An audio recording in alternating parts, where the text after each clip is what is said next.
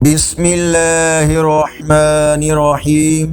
السلام علیکم ورحمۃ اللہ وبرکاتہ۔ آن لائن قرآن 93 چینل پر خوش آمدید۔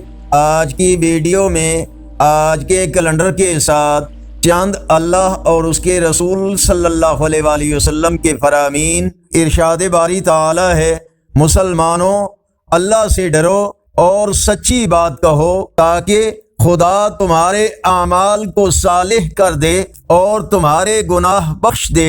رسول اللہ صلی اللہ علیہ وآلہ وسلم نے ارشاد فرمایا، نیک لوگ یکے بعد دیگرے دنیا سے گزر جائیں گے اور ان کے بعد بھوسے یا کھجور کے کچرے کی طرح لوگ دنیا میں رہ جائیں گے جن کی اللہ پاک کو ذرا بھی پرواہ نہ ہوگی۔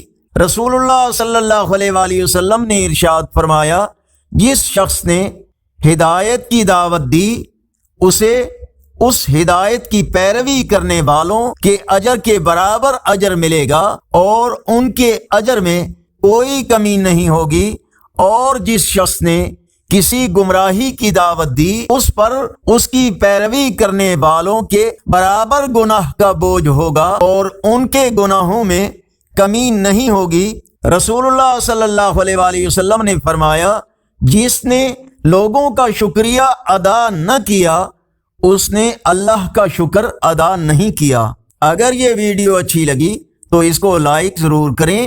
رسول اللہ صلی اللہ علیہ وآلہ وسلم نے فرمایا، جب امانت ضائع کر دی جائے تو قیامت کا انتظار کرو۔